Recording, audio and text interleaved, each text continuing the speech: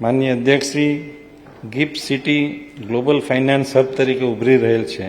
900 એકરથી 3300 એકરમાં વિસ્તરણ કરી gift સિટીને plan green city તરીકે વિકસાવવામાં આવશે, જેનાથી સમગ્ર વિશ્વમાં ગિફ્ટ સિટીની સપનાના શહેર તરીકે આગવી ઓળખ પ્રસ્થાપિત થશે. માનનીય અધ્યક્ષશ્રી, ગિફ્ટ સિટી ખાતે ફિનટેક હબ સ્થાપના કરવામાં આવશે, જેના માટે ₹52 કરોડની જોગવાઈ. ગાંધીનગર ગિફ્ટ સિટી નજીક સાબરમતી રિવરફ્રન્ટ ડેવલપમેન્ટની કામગીરી માટે ₹100 કરોડની જોગવાઈ. ઉર્જા અને પેટ્રોકેમિકલ વિભાગ માટે ₹8,423 કરોડની જોગવાઈ. શહેરી વિકાસ અને શહેરી ગૃહ નિર્માણ વિભાગ માટે કુલ 21,696 કરોડની જોગવાઈ.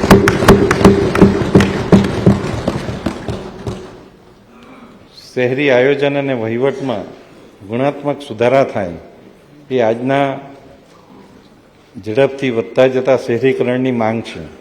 શહેરોને આર્થિક રીતે ગતિશીલ, જીવંત, રહેવાલાયક અને પર્યાવરણની દ્રષ્ટિએ ટકાઉ અને સક્ષમ બનાવવા ઇઝ ઓફ લિવિંગ પર ધ્યાન આપવું આવશ્યક છે.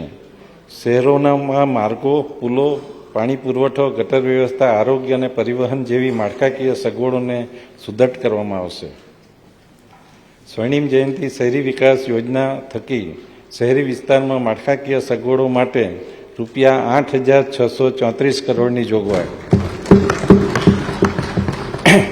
શહેરી સ્થાનિક સંસ્થાઓને નાણાકીય સહાય પૂરી પાડવા માટેની યોજના હેઠળ ₹3,041 કરોડની જોગવાઈ. અમૃત 2.0 હેઠળ પાણી પુરવઠા, ડ્રેનેજ સિસ્ટમ, તળાવોનો વિકાસ, પરિવહન વ્યવસ્થા વગેરે માટે ₹2,000 કરોડની જોગવાઈ. અમદાવાદ અને સુરત શહેરમાં મેટ્રો રેલ પ્રોજેક્ટ માટે ₹1,800 કરોડની જોગવાઈ.